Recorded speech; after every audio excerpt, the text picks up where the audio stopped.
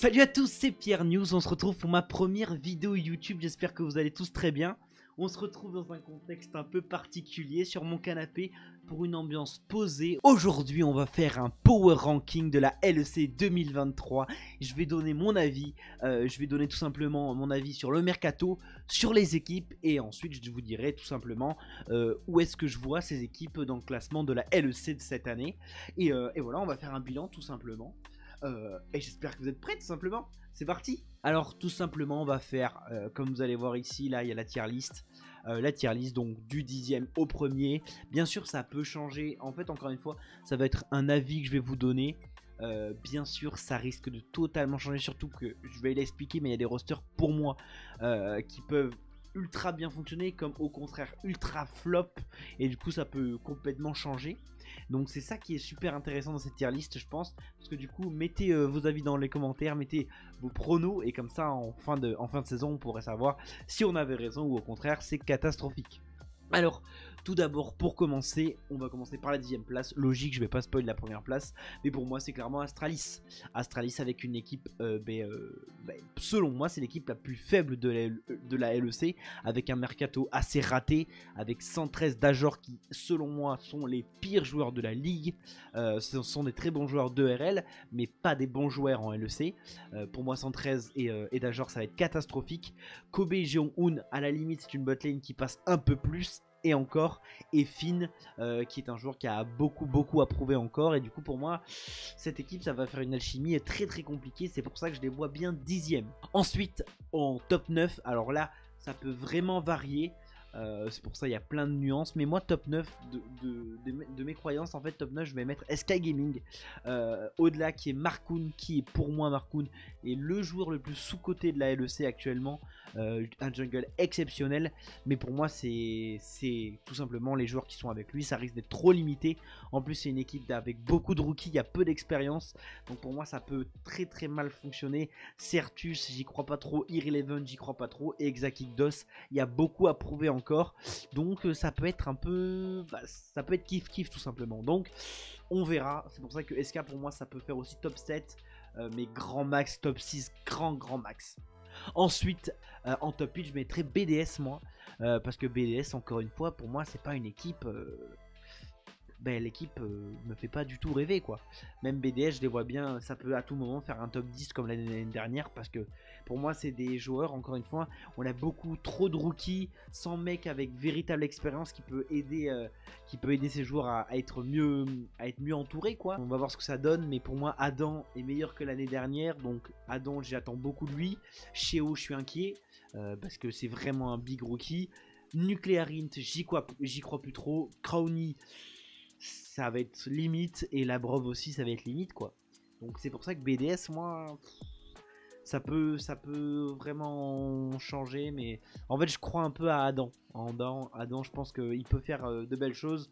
Donc on croit, on espère. Ensuite top 7, pour moi c'est Heretics pour le top 7. Je m'explique, parce que selon moi Jack Spectra et Yonko c'est très fort. Jack Spectra c'est un crack absolu qui va monter en puissance sur les années qui vont arriver. Et il nous l'a prouvé encore l'année dernière. Mais pour moi Jack Spectra c'est trop limité. Jack Spectra et Yonko c'est trop limité quoi. Parce que le reste... je suis désolé, mais Ruby et Evie, tout ça, j'y crois pas du tout. Et pour moi, c'est ça qui va vraiment poser problème à Heretics. Mais je les vois bien faire ce top 7 parce que Yankos et Jack Spectra ont vraiment la possibilité de faire de belles choses en fait. Donc en top 6, là c'est assez compliqué, mais moi je vais pas vous mentir, je vais mettre Fnatic. Pour moi en top 6 c'est clairement Fnatic.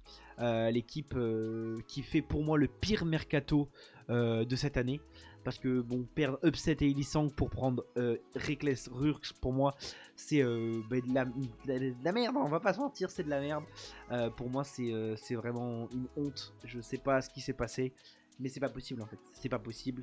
Je crois plus du tout en Reckless pour moi. Rurks c'est Illisang mais en rookie. Donc pour moi, je sais pas, j'ai très peur de cette équipe. Et c'est pour ça que pour moi, c'est grand max un top 6 pour Fnatic. Grand max quoi. Ensuite top 5.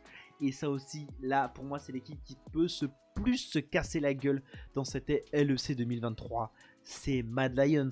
Mad Lions qui arrive avec un roster avec une certaine ambition. En vrai on prend Karzi et Lisang avec un rookie Chazi, mais pour moi c'est trop low quoi. Pour moi, Karzi, Illisang, c'est trop coin flip. Niski, on n'est pas sûr de son niveau. On ne sait pas s'il va pouvoir revenir au niveau où on l'attend. Elulia, on l'a vu qu'il avait un peu plus de difficultés, mais encore, on est en confiance en Elulia. Et Chazy, pour moi, il m'avait pas convaincu chez X7, donc c'est pour ça que j'y crois pas trop. Donc on va voir tout simplement ce qui va se passer. Mais attention à ce Mad Lions qui peut être catastrophique à tout moment.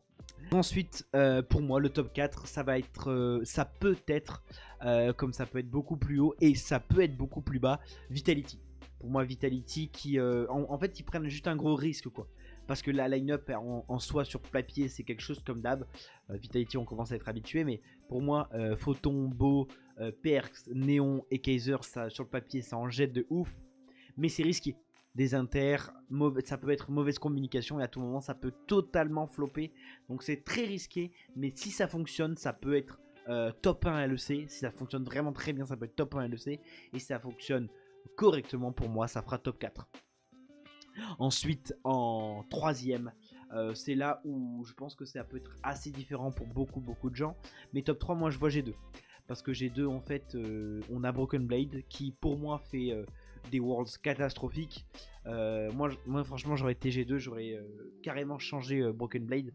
Je crois plus en ce joueur en fait, donc j'espère qu'il va me faire mentir cette année, on verra. Mais voilà, du coup pour moi Broken Blade c'est assez compliqué. Ensuite on a Yike, Yike qui est un très bon joueur, mais c'est un rookie quoi. Donc il y aura beaucoup d'améliorations à faire dans son jeu. Il faut voir s'il s'habitue. En plus il va avoir de la pression parce qu'il arrive chez G2. Donc il y a beaucoup de facteurs qui me font dire que G2 risque d'être peut-être moins performant cette année. On a Cabs qui doit reprendre du niveau, même si on l'a vu l'année dernière en fin de saison, ça allait mieux.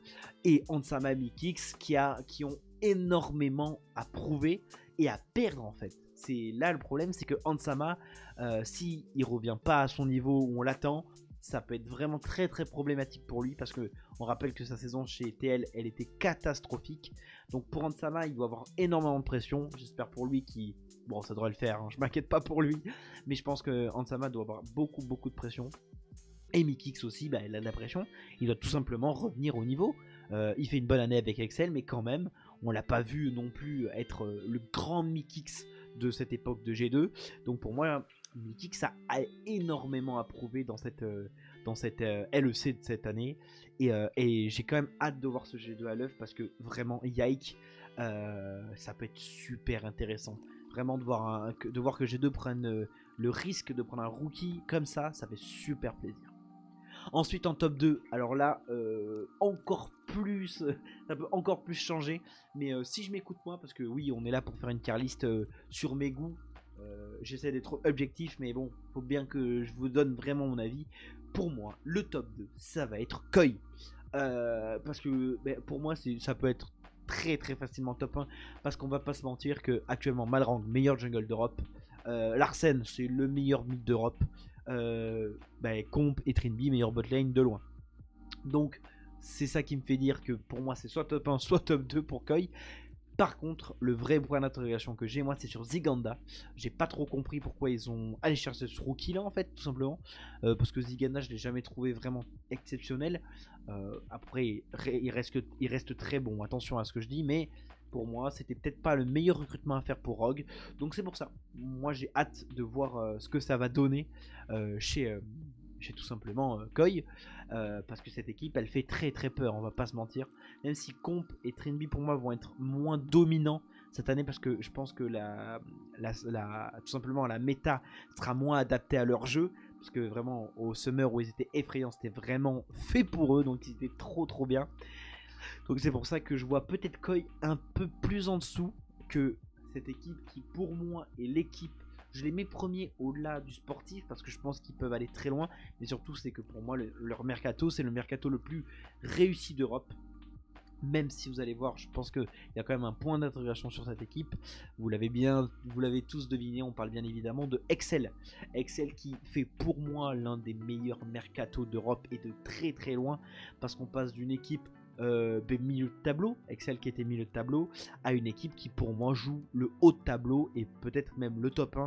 Justement c'est là où il y a pour moi Excel, si ça fonctionne bien, ça peut être exceptionnel parce que le veto Targamas Moi je pense que ça va être incroyable. Le Patrick aussi qui a enfin une bonne équipe, qui est un joueur ultra sous-coté à son poste, et c'est pour ça que pour moi j'y crois vraiment.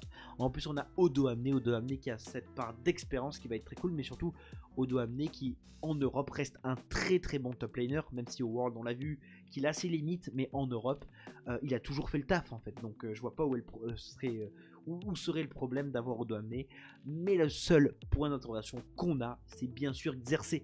Xerxes, on n'est pas sûr de ce qu'il peut donner à cette équipe, et j'espère qu'il sera pas trop un boulet finalement, parce que à tout moment il peut être exceptionnel, mais pour l'instant de ce qu'on a vu chez Astralis, c'était moyen.